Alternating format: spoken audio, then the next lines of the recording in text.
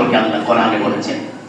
আল্লাহ রাব্বুল আলামিন তিনি বলে দিয়েছেন না আল্লাহুল বাই'a ওয়া হারামার রিবা।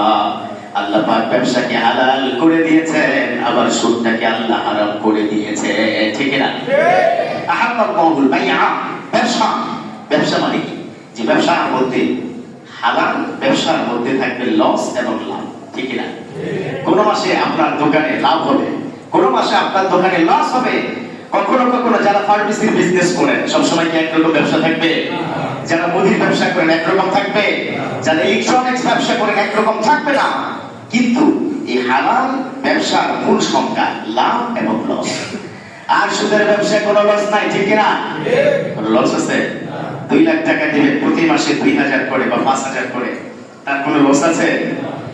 এমন একটা সুদী ব্যবসা, যারা বড়লোক তারা বড়লোক হয়ে যায়, যারা গরিব তারা গরিব হয়ে যায়, ঠিক না? এটা চালু করেছে এমন একজন, তার কথা বললে চাকরি থাকবে না। কথা বলছেন তো? তার কথা বললে চাকরি থাকবে?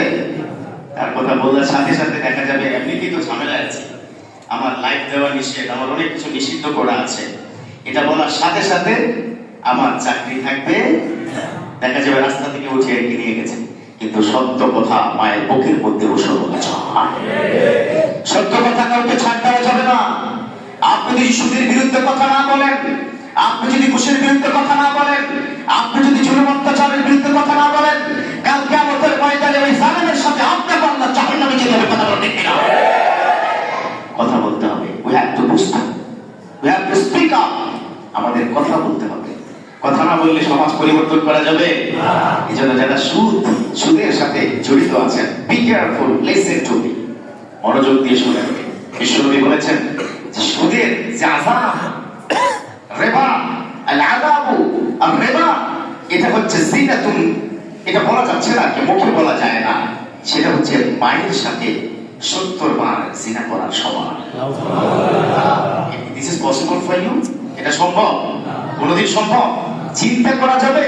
অতএব যারা সুদের সাথে জড়িত আছেন, আল্লাহর ওয়াস্তে হাত জোর করে বলছি, প্লিজ ছেড়ে দিন, ছেড়ে দিন, আমার পথে আসুন। কারণ আজকের এই ভূমিকম্পে এমনও হতে পারতো যারা সুদওয়ালা, তার ঘরটা ভেঙে স্ত্রী সন্তান দিক সহকারে এই ছাদ চাপা দিয়ে আপনি মারা যেতেন, তাহলে সম্পদ কি করবেন? কিভাবে আপনার সম্পদ